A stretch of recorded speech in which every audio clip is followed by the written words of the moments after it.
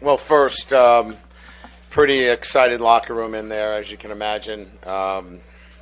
So proud of my football team and the way they just took it one play at a time. It's for me, just to see them grow.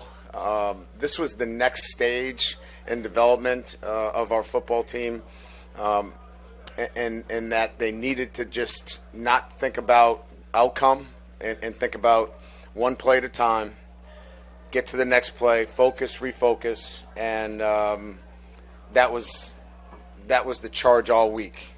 Many people had talked about not getting off to a good start and all those things. How do you change that? And so we're talking so much more about just locking in mentally on one play at a time. Don't think about the scoreboard.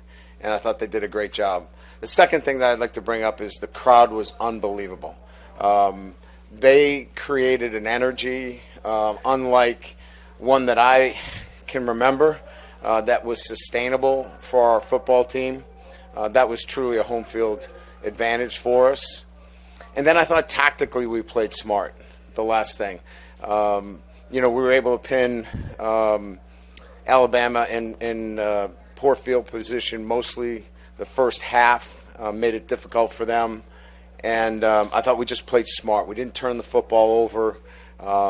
We had the one play where we came out of coverage late. Other than that, I think our guys played really smart football. So, the basic tenets of winning games like this is one play at a time, play tactically smart, take care of the football.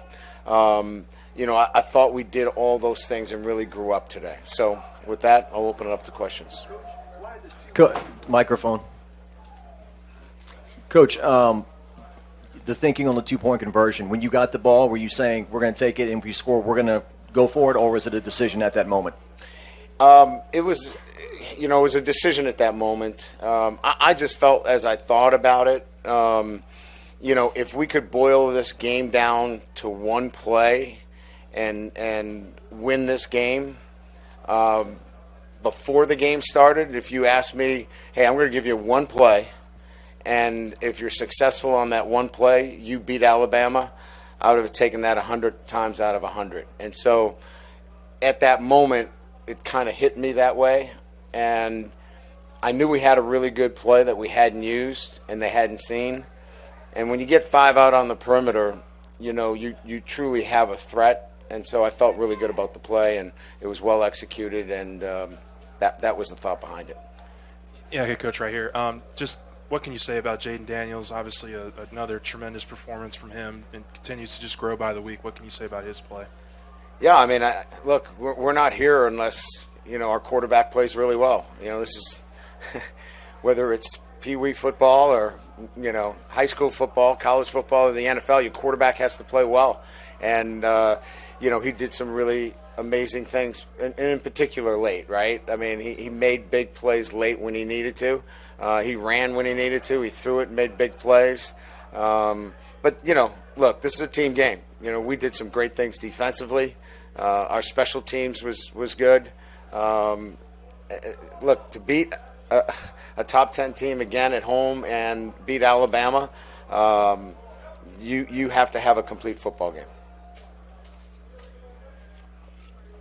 No more questions? Okay. Over here. Coach. Right here.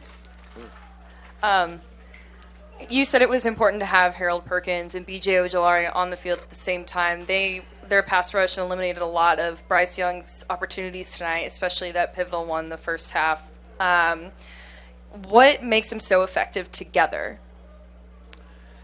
Well, I think it's just about really putting 11 of your best players on the field at the same time more than anything else. I don't know that there's anything, tactically that says those two guys. I think it's just the collection of getting your best 11 guys on the field. And, Harold's still learning, right? I mean, there's things that you don't see that, we have to adjust when he comes over on the sideline. But there's some things that he does that you can't coach either. So there's the pluses and the minuses there. But clearly when he's on the field, he's he's making plays and he's productive.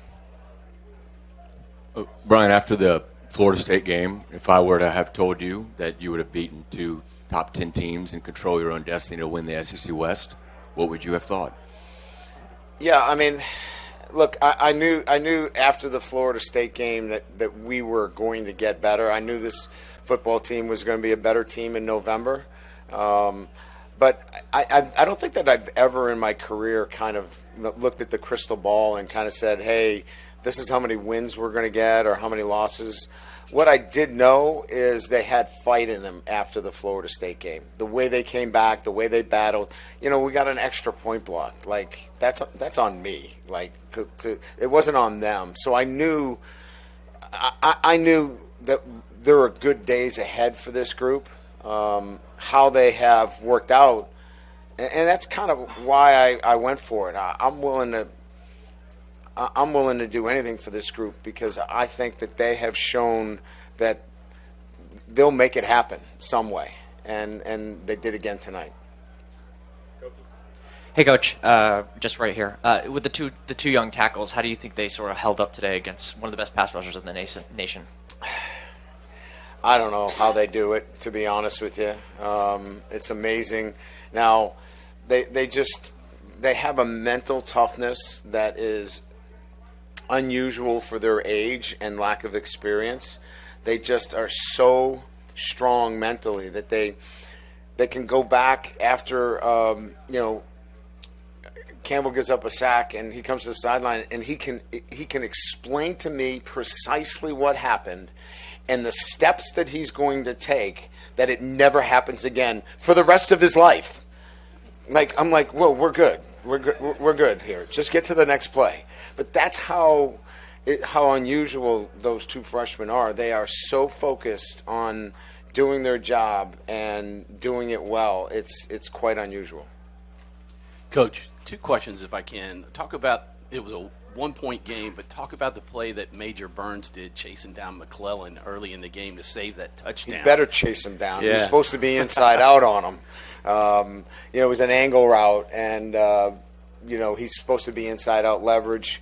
He got over the top, cut back inside, and he did a great job of getting to him and tracking him down, and subsequently holds him to a field goal. And then also Jaden Daniels. Everybody's talked about and written about his progression and how well he's playing now from the beginning of the season.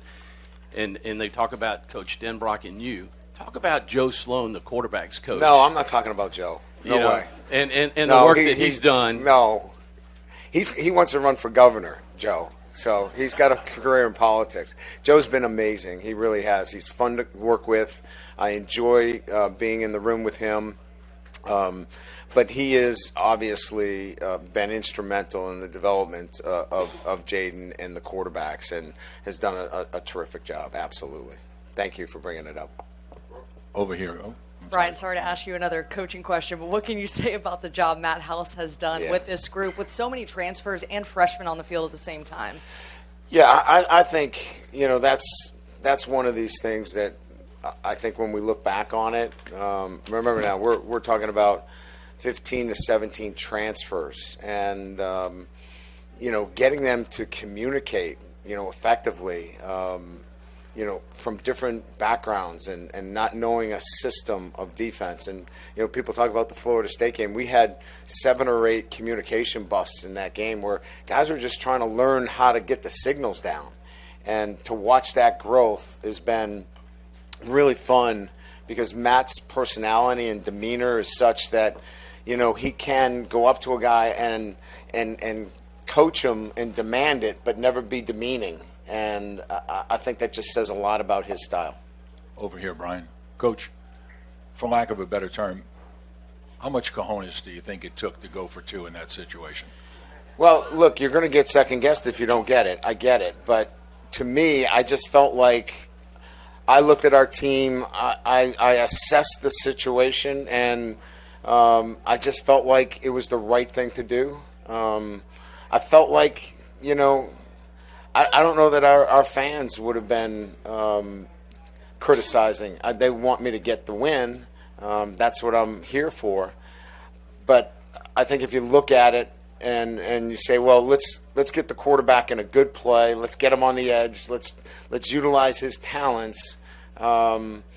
That you really can't quarrel with the decision. So I don't know that it was that much of a huge decision from that perspective. Coach, what in the second quarter on Sage Ryan's strip, what were you told and the explanation from the officials on They that? said that he had not gained full possession, and because of that, when the ball was then slapped out of his hands, the tight end was out of bounds. So therefore, there was no recovery. And the ball on the other one with Wingo, they said that there was not clear. It was not clear and definitive that there was a tip from the replay official. Coach, right here.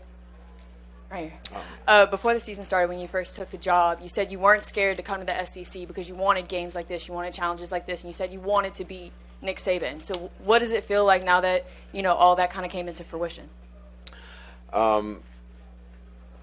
Yeah, so that's a soundbite, right? I mean, this is really about building a program and doing it week in and week out, and we're here to graduate champions, and we want to win a championship. Now we've put ourselves in a position where in November we're contenders for the SEC championship, but we've got Arkansas next. We're going to enjoy this win over the next 24 hours, and then we're going to get ready for Arkansas. So.